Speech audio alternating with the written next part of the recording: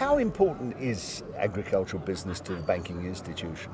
It's critical, especially in ABSA. We have, out of the Volkskas stable, we have a really proud legacy that we inherited there. Today, we have 35% of South Africa's farmers saying that we are their primary banker. We're especially exposed in the grain areas, so it's really critical. Within the bank, we see agriculture as one of the biggest economic opportunities on the African continent in the 21st century, because you're going to have both the demand and you're going to have the potential to supply it as well in continent. Has it grown drastically? I mean, if one looks back pre-1994, you had a sector of banking that was predominantly Afrikaans banking, with the boer, as it was now the farmer today. Has it grown since then, or has it stabilised and remained the same? No, it's absolutely exploded. The adoption of technology has driven it to a large extent. Nowadays, you can't just farm, like the same way you farmed 5 years ago, the same way you farmed 10 years ago.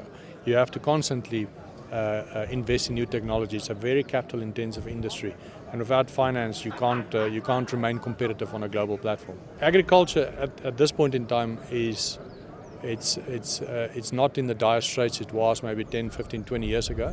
Was it really in dire straits? Well, we didn't have the commodity prices 10 years ago, and if you look even at simple base commodities.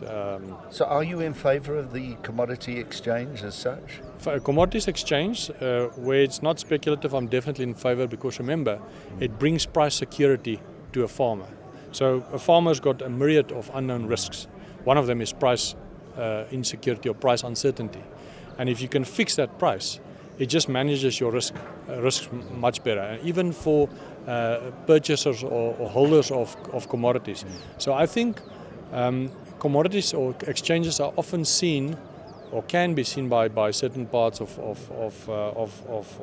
our society as maybe like speculative and driving up food prices, but it's definitely a critical instrument in ensuring food security. Well, there are a lot of people and a lot of farmers that would argue the toss with you on that one, because especially where prices are fixed to delivery points. Yeah. If we take grain, for instance, it's all fixed around Randfontein, yeah. But the stock exchange adds, if it's coming from Cape Town or Durban, a price on for delivery, which sends his goods, which could have been cheaper to the market, up sky high.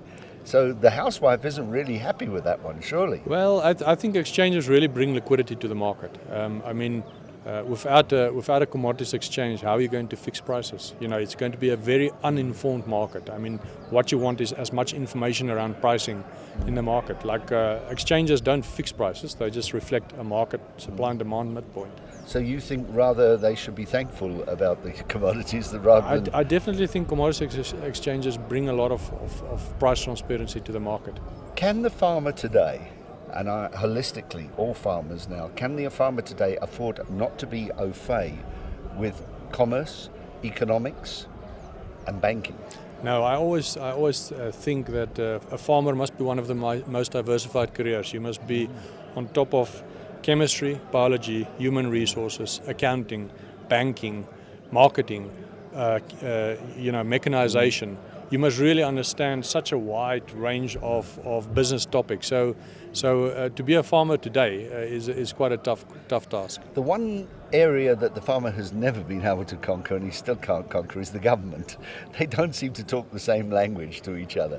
Do you have a lot of contact with government where the agriculture field is concerned? We do, and I must say, at the level of government that we engage with, I think they are very aware of the importance of agriculture, and they are very pragmatic in their approaches. So I don't think there's a misunderstanding about the importance of agriculture to government. But at the same time, they have a perceived historical grievance that they want to address. Yes, there's a volatile relationship there, isn't it? It's almost like a love-hate relationship. Well, I'd like to say that I think organized agriculture and government are getting closer and closer together to resolve this, the whole transformation issue, like in a pragmatic and in a symbiotic manner, rather than as antagonists.